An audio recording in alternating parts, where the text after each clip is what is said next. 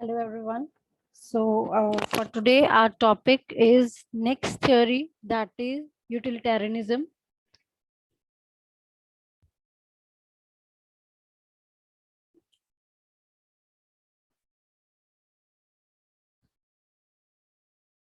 So yes, we'll begin with this theory.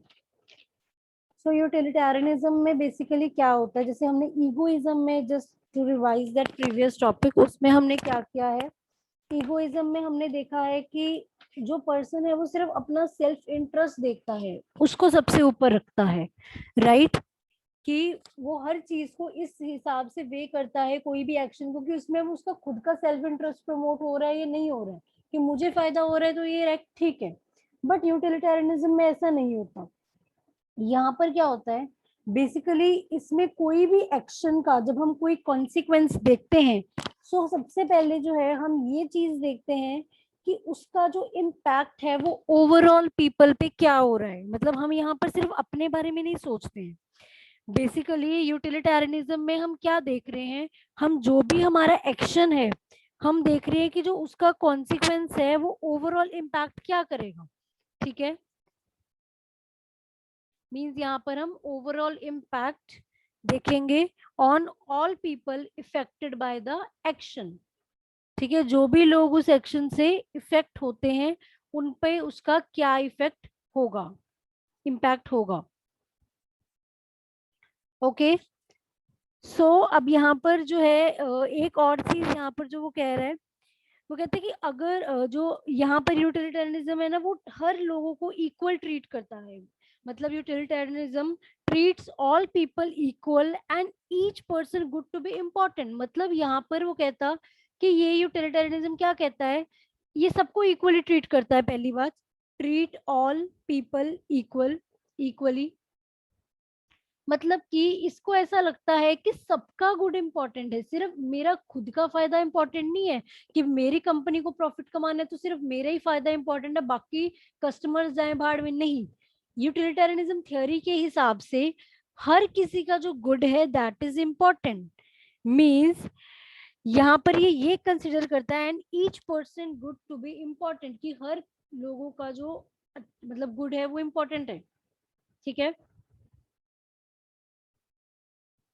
So now अब यहाँ पर क्या है, देयर फोर जो मॉरल कैलकुलेशन है ना, यहाँ पर ये हिसाब से की जाती है, सिर्फ पर्सनल बेसिस पे नहीं करते। मतलब जैसे आपको याद होगा, ईगोइज्म में हम हर चीज को पर्सनल देखते हैं, कि मेरे को उससे फायदा हो रहा है कि नहीं हो रहा, सेल्फ इंटरेस्ट है कि नहीं है। बट यूटिलिटेरियनिज्म में इम्पर्सनल होके सोचना पड़ता है, सिर्फ अपने बारे में नहीं सोचना है आपको, आपको इम्पर्सनल होके जो है डिसीजन लेना पड़ता है एंड देखना पड़ता है कि आपका जो रिजल्ट है वो ओवरऑल क्या इम्पैक्ट दूसरों पे लेकर आएगा।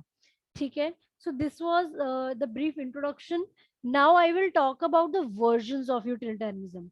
इसके कुछ वर्जन्स हैं, वो अब हम डिस्कस करेंगे।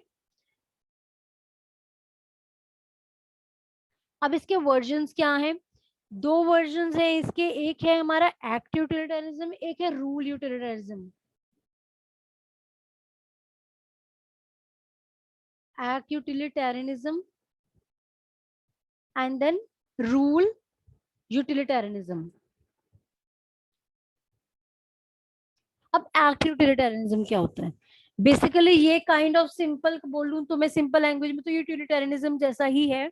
इसमें क्या होता है, कहते हैं यहाँ पर हम बिलीव करते हैं कि whenever we are deciding what to do, we should perform the action that will create the greatest net utility. मतलब that we should do whatever will produce overall best results, right? So I'm just repeating, जब भी हमें कुछ decide करना है कि हमें क्या करना चाहिए, सो हमें क्या मतलब बेसिकली कौन सा एक्शन यहाँ पर परफॉर्म करना चाहिए, वो एक्शन मतलब do what ever that will produce overall best results, that will produce overall best results. So this is known as act utilitarianism. Clear? Now the next is rule utilitarianism. इसमें क्या होता है, ये क्या कहते हैं, इसमें ना दो पार्ट्स में डिवाइड किया गया है। मतलब ये जो रूल यूटिलिटरिज्म है, इसको इन्होंने दो पार्ट में कन्वर्ट किया है। इसमें टू पार्ट व्यू हम लेकर चलेंगे। सबसे पहला जो है दैट इज व्हाट, कि हमने ना सबसे एक एक्शन वो कहता मॉरली जस्टिफाइड तभी है अगर वो किसी मॉरल रूल के अकॉर्डिंग है। मतलब अ स्पेसिफिक एक्शन, यहां पर मैं लिख देती हूँ, a specific action is morally justified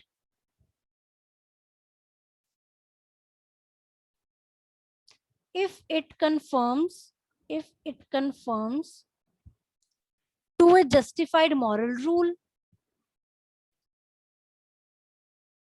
मतलब अगर कोई मॉरल रूल है, जैसे don't kill, don't hurt anyone, ऐसे के जो भी मॉरल रूल्स हैं, अगर वो एक्शन उस रूल के अकॉर्डिंग हम कर रहे हैं तो इसका मतलब हमारा एक्शन वो कहता है बिल्कुल जस्टिफाइड है। मतलब अगर हम मॉरल रूल्स के हिसाब से चल रहे हैं तो फिर हम जो है मॉरली जो है जस्टिस ही कर रहे हैं, मतलब बेसिकली हम सही एक्शन ही कर रहे हैं, मतलब हमारा वो एक्शन जो है वो जस्टिफाइड है अगर वो किसी रूल के हिसाब से कर रहे हैं। मतलब जो काम हम रूल के विद इन कर रहे हैं तो दैट इज ओके, सो वो गलत नहीं होगा। एक इसमें दूसरी चीज जो हमने देखनी है, एक तो हमने ये देखा कि वो जो एक्शन है वो रूल के हिसाब से हम कर रहे हैं कि नहीं कर रहे। दूसरा हम ये देखेंगे कि वो जो मॉरल रूल जिसके हिसाब से हम वो एक्शन कर रहे हैं, कि क्या वो रूल भी जस्टिफाइड है, क्या पता वो रूल ही गलत हो। हम किसी रूल के हिसाब से कर रहे हैं, हम कहेंगे नहीं नहीं मैंने तो ये काम रूल के अकॉर्डिंग किया, क्या पता ये रूल वो रूल ही गलत हो। जैसे अगर एक एग्जांपल, जैसे किसी कंपनी की, अगर किसी कंपनी का कोई रूल है, मे बी वो रॉन्ग रूल है, आप चाहे उस रूल के अकॉर्डिंगली काम कर रहे हो, ठीक है, आप कहोगे कि मैंने तो रूल के हिसाब से किया तो मैं ठीक हूँ, बट आपको ये भी तो देखना है क्या वो रूल ही तो नहीं गलत, उन्होंने वो रूल ही तो नहीं गलत बनाया, वो मॉरली क्या पता इमोरल रूल हो। सो वो कहता है सबसे पहले तो आपने ये देखना कि आपका एक्शन उस रूल के हिसाब से है कि नहीं। अगर आप रूल के अंडर काम कर रहे हो, फिर आपको ये चेक करना है कि क्या वो जो रूल है वो जस्टिफाइड है। मतलब अब वो कैसे चेक करेंगे, a moral rule is justified if, कैसे पता लगेगा कि एक मॉरल रूल जस्टिफाइड है या नहीं, if it's inclusion into a moral course. मतलब अगर हम, इफ इट्स, अगर उस रूल को मोरल कोड में इंक्लूड करते हैं, if it's inclusion in the moral code, जो भी हमारे मोरल कोड्स होते हैं उसमें अगर उसका इंक्लूजन जो है would create,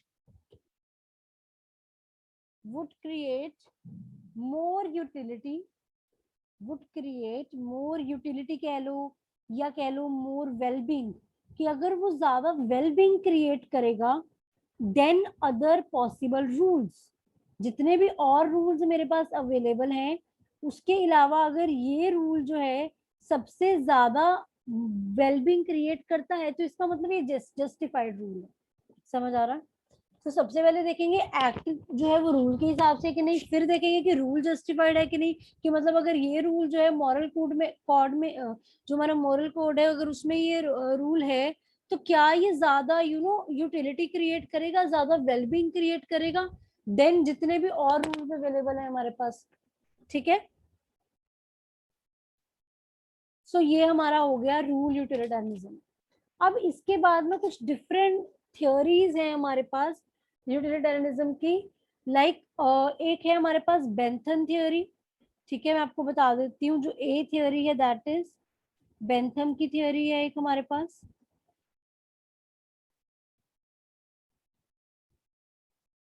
theory of utility. दूसरी हमारे पास थ्योरी जो है that is Mill utilitarianism theory.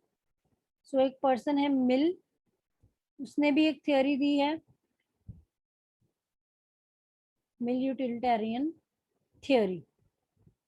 सो ये दो थ्योरीज हमारे पास इसके अंडर अवेलेबल हैं। ठीक है, तो एक एक करके हम इसको समझेंगे। Just give me a second.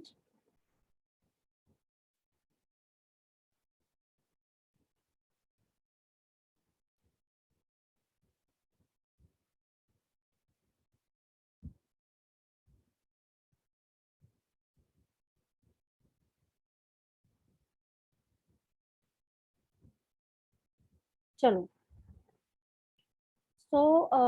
सबसे पहले जो हमारी बेंथन की थियोरी है ये क्या कहती है, इसमें वो ये बोल रहा है, इसमें ना इसने क्या किया है, यूटिलिटी को, जो यूटिलिटी का प्रिंसिपल है ना यहाँ पर, इसने कैसे डिस्क्राइब किया है, in terms of pleasure and pain. कैसे डिस्क्राइब किया है? In terms of pleasure and pain, pain and pleasure के हिसाब से इसने उसको डिस्क्राइब किया है।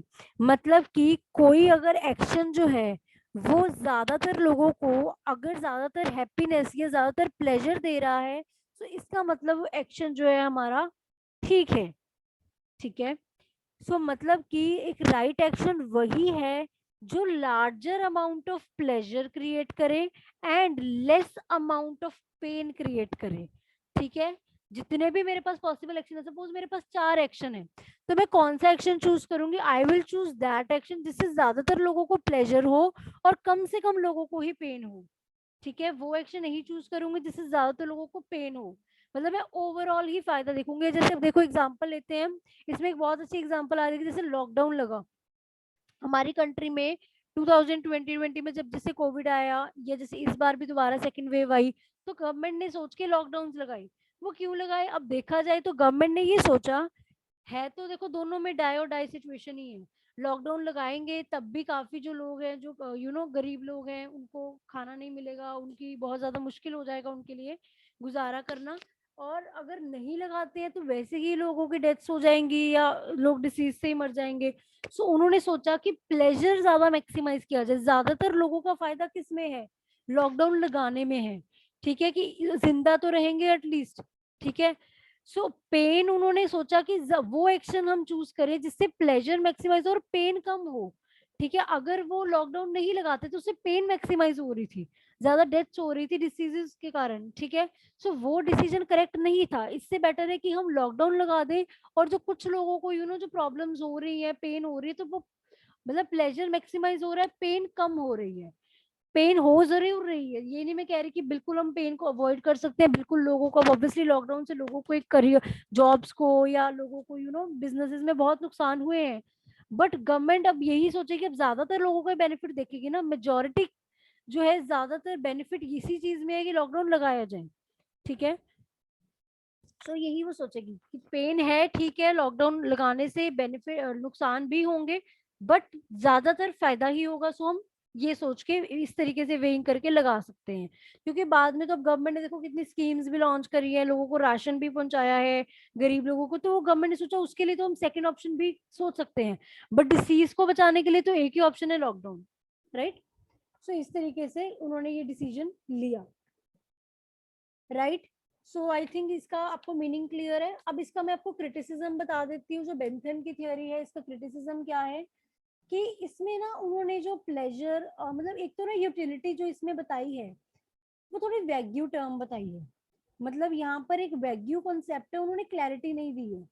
क्लैरिटी इन सेंस कि मतलब उन्होंने ये बोला कि हमेशा जो प्लेजर है ना वो अच्छा ही होता है उनके हिसाब से, एंड हमेशा जो पेन है वो बुरी ही होती है। बट जरूरी नहीं है, कई बार प्लेजर अच्छा नहीं भी हो सकता और पेन बुरी नहीं भी हो सकती। ठीक है, सो वो कहता है इन्होंने उस चीज को कंसिडर नहीं किया है। सो एक तो ये भी एक वैग्यू कंसेप्ट है, तो एक ये इसका नुकसान आ जाएगा। दूसरा, इन्होंने ना क्वांटिटेटिव डिफरेंस ही रिकॉग्नाइज किया है। मतलब इन्होंने क्वालिटेटिव डिफरेंस को इग्नोर किया है। मतलब इन्होंने देखो, हमने ये तो देखा कि ग्रेटेस्ट प्लेजर होना चाहिए, ज्यादातर लोगों को हैप्पीनेस मिलनी चाहिए, तो वो एक्ट ठीक है। क्वांटिटी में तो देख लिया, ग्रेटर लेस, ठीक है, बट क्वालिटेटिव नहीं देखा। मतलब कि क्या होता है, कई बार ना कुछ प्लेजर्स क्वालिटेटिवली डिफर करते हैं। मतलब कुछ प्लेजर्स जो है वो हायर क्वालिटी के होते हैं, कुछ प्लेजर जो है वो लोअर क्वालिटी के होते हैं। हायर क्वालिटी के प्लेजर्स हैं एक मेरे पास, एक लोअर क्वालिटी के हैं, दोनों प्लेजर। ठीक है, बट मेरे लिए बेनिफिशियल क्या है? जो हायर क्वालिटी का प्लेजर है। ठीक है, सो इन्होंने क्वालिटी को कंसिडर ही नहीं किया बेंथन की थियरी में। ये सिर्फ क्वांटिटी देख रहे हैं, ग्रेट प्लेजर या less pleasure. They are not considering कि which pleasure is of higher quality, which pleasure is of lower quality. Right, so एक ये इसमें ड्रॉबैक आ जाएगा। इसके बाद जो है एक इसमें प्रॉब्लम ये आई थी, इसके क्रिटिसिज्म ये था कि ये मॉरल प्रॉब्लम्स को इग्नोर कर रहा है। मतलब ये जो थियोरी है ये इग्नोर कर रही है मॉरल प्रॉब्लम को। लाइक यहाँ पर जैसे उसने बोला कि he pleads that every man seeks pleasure and this is going from this angle, anything and everything is moral. वो कहता अगर हम ये देखें प्लेजर ही देखना है, सो ऐसे तो कोई गलत काम भी करता है उसको तो उसमें प्लेजर ही मिलता है। इफ अगर हम हर चीज को प्लेजर में ही वेट करेंगे, तो वो कहते हैं कि from this angle anything and everything is morally correct. कि हर बंदा ऑब्वियसली, कोई भी बंदा क्यों काम करता है, कोई भी, क्योंकि उसको उसमें फायदा या प्लेजर मिल रहा होता है। इस एंगल से सोचा जाए तो कोई भी काम इमोरल लाइफ में होगा ही नहीं, राइट। एवरीथिंग इज मॉरल, क्योंकि किसी ना किसी के पॉइंट ऑफ व्यू से किसी ना किसी को तो उसमें फायदा हो ही रहा है, ठीक है। सो ये कहता थोड़ा सा इग्नोर कर रहे हैं यहाँ पर मॉरल प्रॉब्लम को, कि अगर हम प्लेजर को ही देखें तो प्लेजर तो ऑब्वियसली किसी ना किसी काम से किसी ना किसी को होता ही है। सो इस हिसाब से तो अगर हम प्लेजर को ही मैयर करते रहेंगे तो कोई भी एक्ट इमोरल नहीं होगा। सो बस इसमें यही थे इसके। और अब मिल की थियोरी में क्या हुआ, मिल की थियोरी ना ऑलमोस्ट तो सिमिलर ही है बेंथन की थियोरी से ही, उसने उसी की थियोरी से ही उठाया है, बस उसने उसको रिकंस्ट्रक्ट किया है, मतलब मॉडिफिकेशन की है, या कह लो जो इसके ड्रॉबैक्स थे उसको करेक्ट करने की कोशिश की है। जो बेंथम थियोरी की क्रिटिसिज्म थे या ड्रॉबैक्स थे, उसी में ही मतलब इसने, मिल ने क्या किया है, रिकंस्ट्रक्ट की है बेंथम की ही थियोरी,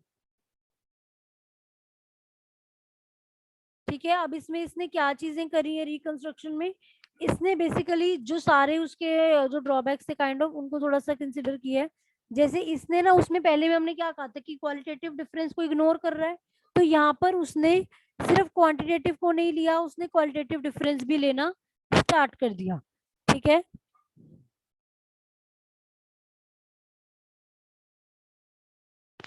सो यहाँ पर इसने कंसिडर करना शुरू कर दिया, ये रिकॉग्नाइज करना शुरू कर दिया क्वालिटेटिव डिफरेंसेस को भी। सो यहाँ पर वो यही कह रहा है कि कुछ प्लेजर हायर क्वालिटी के होते हैं और कुछ लोअर क्वालिटी के होते हैं। सो सबसे पहले अगर किसी को प्रेफर करना हो तो वो कौन सा प्रेफर करेगा, वही प्रेफर करेगा जो हायर क्वालिटी का प्लेजर होता है, ठीक है। सो लोअर क्वालिटी और हायर क्वालिटी में से हायर क्वालिटी का ही प्लेजर प्रेफर करेगा। तो यहाँ पर इन्होंने क्वालिटेटिव डिफरेंस को भी कंसिडर कर लिया है। नेक्स्ट जो है, pleasure can not be measured. दूसरा जो है वो कहता कि मिल ने ना बेसिकली जो है ना, यहाँ पर क्या है कि उसने एक्सेप्ट किया मिल ने कि प्लेजर्स को हम मेजर नहीं कर सकते ऑब्जेक्टिवली, ठीक है, क्योंकि डिफर करते हैं, कि हर बंदा सब्जेक्टिवली सोचता है, किसी के लिए कुछ प्लेजर है, किसी के लिए कुछ प्लेजर है, ठीक है। It is only the one person who feels the pleasure and, क्योंकि मेरे लिए जो प्लेजर है उसको मैं ही फील कर सकती हूँ, ठीक है, और जो दूसरे का पेन है वो वही उसको उसको ही पता होगा उसको क्या पेन होता है, मतलब हम मेजर नहीं कर सकते, ठीक है। सो ये कुछ जो है इस चीज की उसने डिफरेंसेस बताए हैं। मतलब इसने ना बेंथम की जो थ्योरी थी उसमें जो प्रॉब्लम थी उसको रिकॉग्नाइज करना शुरू कर दिया, मतलब बेंथम ने तो इन चीजों को इग्नोर ही किया था, इसके बारे में कुछ बताया ही नहीं था, बट मिल ने जो थियोरी बताई उसने वो इसके बारे में बात करी कि हाँ हमें क्वालिटेटिव डिफरेंसेस भी देखने चाहिए। दूसरा, उसने ये भी बताया कि प्लेजर्स को ना हम मेजर नहीं कर सकते, मतलब उसने अपनी थियोरी में ये चीज भी कंसिडर कही है कि pleasure can not be measured, जबकि इसने इसके बारे में कोई बात नहीं करी थी, क्योंकि ऑब्वियस बात है हम नहीं मेजर कर सकते एक पर्सन के लिए क्या कितना प्लेजर है या किसको कितना पेन हो रहा है, वो सिर्फ वही बंदा जान सकता है, कि कोई और उसको मेजर नहीं कर सकता, ठीक है। सो एक ये हो गया। Now the principle of moral obligation, यहाँ पर वो यही कह रहा है बेंथम की जो थियोरी है ना, बेसिकली वो कहता है मॉरल इश्यूज को इग्नोर कर रही है, मतलब कि यूटिलिटी जो हमारा कंसेप्ट है मेन यूटिलिटी, वो हमारे मॉरल रूल्स मॉरल इश्यूज को नहीं मतलब जो है एक्सेप्ट करती, मतलब कि वो ये कह रहा है कि बंदे की तो बहुत सारी ऑब्लिगेशंस होती है, लाइक इमोशनल ऑब्लिगेशंस होती है हमारी, लव, रिलीजन, सिंपथी, ये तो यूटिलिटी प्रिंसिपल मेजर कर ही नहीं सकता, प्लेजर एंड पेन, राइट। सो जो हमारा यूटिलिटी का प्रिंसिपल है वो कहता है हमारे जो बाकी की ऑब्लिगेशंस है, लाइक रिलीजन के टुवर्ड्स, लव के टुवर्ड्स, सिंपथी, ये जो सारी हमारी है मॉरल ऑब्लिगेशन, इसको तो वो इग्नोर कर रहा है, ठीक है। बट मिल ये बेंथम ने चीजें इग्नोर करी थी, बट मिल ने इसको रिकॉग्नाइज किया है, एंड मिल ने ये बोला है कि मॉरल जो ऑब्लिगेशन है इसको हम यूटिलिटी के टर्म्स में नहीं बता सकते, ठीक है, क्योंकि एक पर्सन की बहुत सारी, जैसे मैंने आपको बताया, मॉरल ऑब्लिगेशंस हैं, सो इनको हम यूटिलिटी के थ्रू मेजर नहीं कर सकते। इस चीज को मिल ने बताया है अपनी थ्योरी में। मतलब मिल ने पता क्या किया, मिल ने उसी की थ्योरी को रीस्ट्रक्चर करके जो उसमें प्रॉब्लम्स थी ना, उसके बारे में अपनी थ्योरी में बात करी। इस बंदे ने बात ही नहीं करी थी उन चीजों के बारे में, ये यहाँ पर उन चीजों को, उन पॉइंट्स के बारे में बात कर रहा है। ठीक है,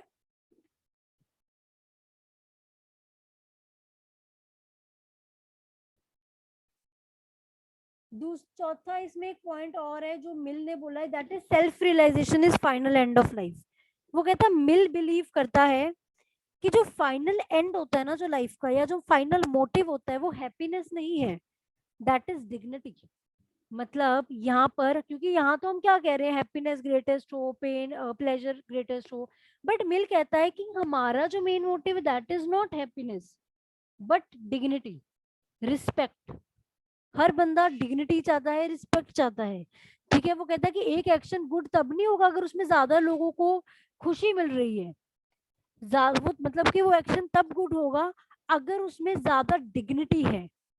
ठीक है, सो वो कहता है मॉरल एंड्स या डिग्निटी जो है वो हैप्पीनेस से भी ऊपर है, जिसको उन्होंने उसने कंसिडर नहीं किया बेंथन ने, बट मिल उसको कंसिडर कर रहा है।